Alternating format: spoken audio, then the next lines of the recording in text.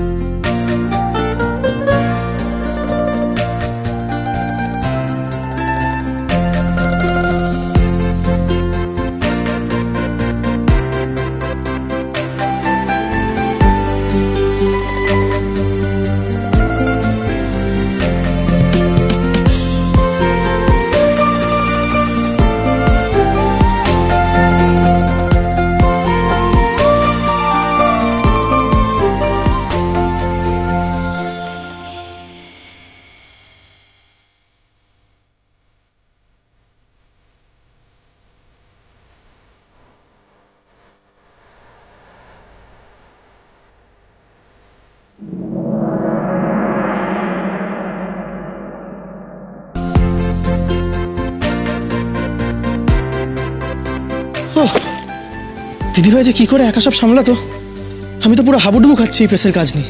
আরে বাবা, তুমি চিন্তা করছো কেন? তুমিও শিখে যাবে। আর দিদিভাই তো বলেছে দিদিভাই কদিন বাদেই জয়েন করবে। আচ্ছা, তোমার মনে হয় অনুভবটা ঠিক হয়ে যাবে? দিদিভাই যখন দায়িত্ব নিয়েছে, অনুভবটা নিশ্চয়ই ঠিক হয়ে যাবে। এই দেখো, দিদিভাইয়ের কথা বলতে বলতে দিদিভাই ফোন করেছে। আচ্ছা ঠিক আছে, তুমি কথা বলো, আমি ফ্রেশ হয়নি। ঠিক আছে। হ্যালো দিদিভাই, বলো। বলছি ওখানে সব ঠিক আছে তো? হ্যাঁ রে, আমি ঠিক আছি। তোরা সবাই ভালো তো? শোন না, আমার একটা হেল্প লাগবে। হ্যাঁ বলো না। আসলে আমি না একটা জিনিস শিখতে চাই, তুই প্লিজ আমাকে একটু হেল্প করবি?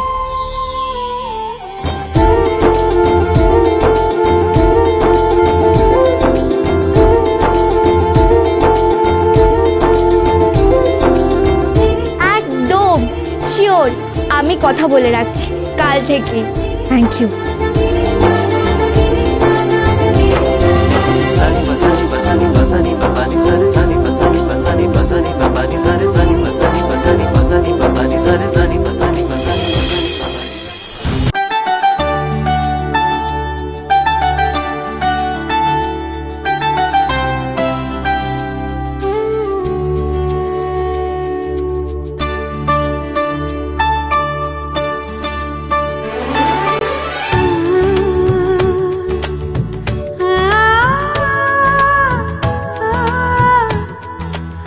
বলছি আমি পারবো তো?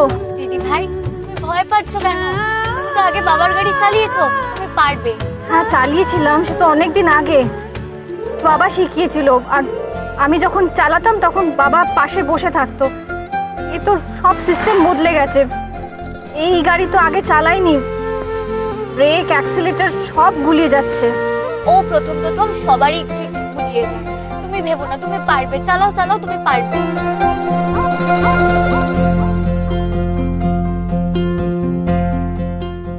এই তো হচ্ছে, পারবে পারবে। তুমি একবার দুবার ঠিক করে প্র্যাকটিস করলে তুমি দারুণ গাড়ি চালাবে দিদি ভাই। তুমি একদম চিন্তা করো না। জানো তো দিদি ভাই, আমার না কিরকম অ্যাডভেঞ্চারের মতো মনে হচ্ছে। তোমার ভাই শুনলে না ভীষণ হিংসা করবে আমাকে।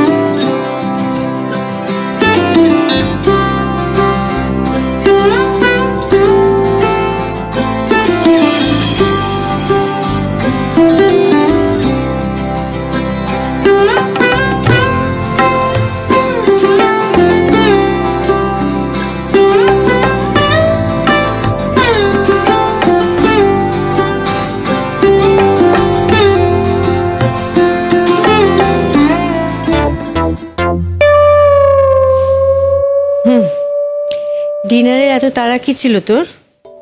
আনন্দী এলে একসঙ্গে বসতে পারতিস। এ আবার কি কথা? এতগুলো বছর আমি আনন্দীর সঙ্গে ডিনার করেছি নাকি? না, আনন্দী আমার সঙ্গে ডিনার করেছে। এতগুলো বছর কি করেছিস না করেছিস সেটা ভেবে তো এখন আর কোনো লাভ নেই। তখন আর এখনের মধ্যে অনেক ফারাক আছে। হ্যাঁ, ফারাক তো আছেই। তখন ডক্টর অনুভব মৈত্র নিজের পায়ে হাঁটাচলা করতো, আর এখন হুইল চেয়ারে বসে বসে তার দিন কাটে। না, এটা ছাড়াও অনেক ফারাক আছে, সেটা তুই জানিস অথচ বলছিস না, সেটা কিন্তু আমি জানি। সেটা হলো ডক্টর অনুভব মৈত্র আগে ছিল সিঙ্গেল, এখন বিবাহিত। হ্যাঁ, বিবাহিত। এটাকে কি আর বিয়ে বলে? আগেকার দিনের ছোট ছোট ছেলে মেয়েগুলোকে ধরে বিয়ে দিয়ে দিত, তারা কিছু বুঝতেও পারতো না, তাদের কিছু করারও থাকতো না। আর বড়রা তাদের বিয়ে দিয়ে নিজেদের পুতুল খেলার শখ মেটাতো। যেমন তোমরা আমাকে জোর করে বিয়ে দিয়ে নিজের পুতুল খেলার শখ মিটিয়েছো। বোকার মতো কথা বলিস না অনুভব। আচ্ছা, তুই কেন বুঝতে পারিস না? তুই যতবার এই ধরনের কথাগুলো বলিস ততবার তুই আনন্দীকে অপমান করিস, ওর ভালোবাসাকে অপমান করিস। Sister, sister, yes sir. পেশেন্টকে সময় মতো খাবার দেওয়া আপনার কাজ নয়। না মানে স্যার, আমি ভেবেছিলাম। আপনি ভেবেছিলেন? আপনাকে এখানে ভাবার জন্য রাখা হয়েছে নাকি কাজের জন্য রাখা হয়েছে? আচ্ছা, ও বেচারির উপর কেন চেঁচামেচি করছিস তুই? আমি দেখছি। চলো চলো।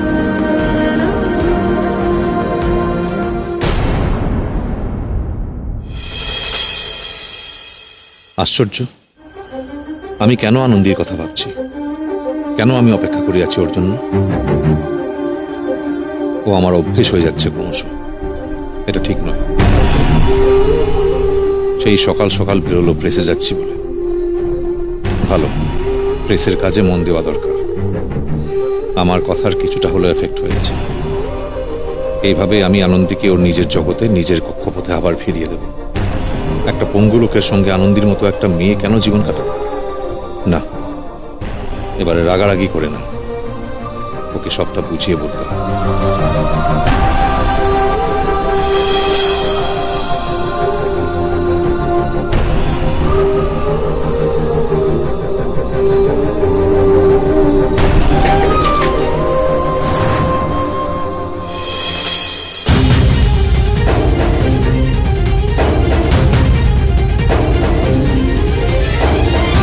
পারবে, তুমি পারবে অনুভব, নিশ্চয়ই পারবে। অ্যাটলিস্ট তুমি চেষ্টা করছো। আমাকে শুধু নজর রাখতে হবে যাতে তুমি পড়ে না যাও।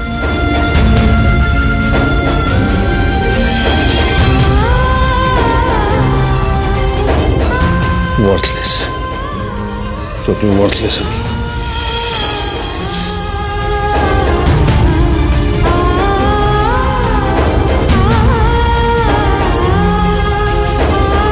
পিসিমণি, মাসি, তোমরা কোথায়? একটু এসো না প্লিজ। আপনি এসে গেছেন? হ্যাঁ, এসে গেছি, আর একটা জিনিসও নিয়ে এসেছি। কি এনেছো আবার? তোমাদের কি ডিনার হয়ে গেছে? না, এখনো হয়নি। কেন? ভালোই হয়েছে। তাহলে আজকে আমরা কেউ বাড়ির খাবার খাবো না, এটা খাবো। একটু বাড়াবাড়ি করে ফেলছো না আনন্দে? একটা অসুস্থ মানুষ রাস্তার দোকানে তেল মশলা দেওয়া জিনিস খাবে? তেল মশলা খাবার তো নয় মাসি, ইনফ্যাক্ট অনুভবের ফেভারিট রেস্টুরেন্টের হেলদি ফুড। সে যাই হোক, বাইরের খাবার তো। এখন এসব খাবার যে খেতে নেই সেটা তুমি জানো না? আমি কিন্তু ডক্টর সিনহার সাথে কথা বলেছি, উনি বললেন যে অনুভব এখন আগের থেকে অনেক সুস্থ, সেটাই বলবে। কিন্তু তুমি তো ওকে অসুস্থ না করে ছাড়বে না দেখছি। দেখো আনন্দী, অনুভবকে জোর করে বিয়ে করেছো সেটা অবধি ঠিক আছে, কিন্তু একজন অসুস্থ মানুষের পক্ষে কোনটা ভালো কোনটা মন্দ সেটা নিয়েও গাজোয়ারি করবে? না, আসলে আমার মনে হলো যে অনেক দিন ধরেই বাড়ির খাবার খাচ্ছে, যদি একটু বাইরের খাবার। থাক, তোমাকে আর ডাক্তারি ফলাতে হবে না।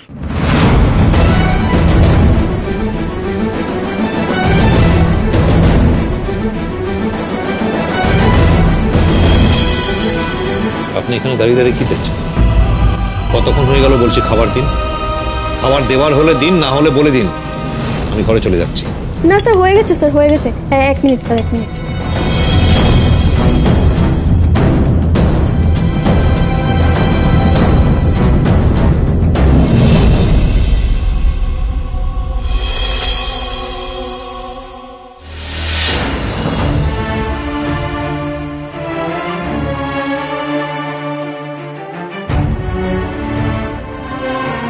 তোমার ছেলেকে আমার আগের মতো কি করে করবো বলো তো?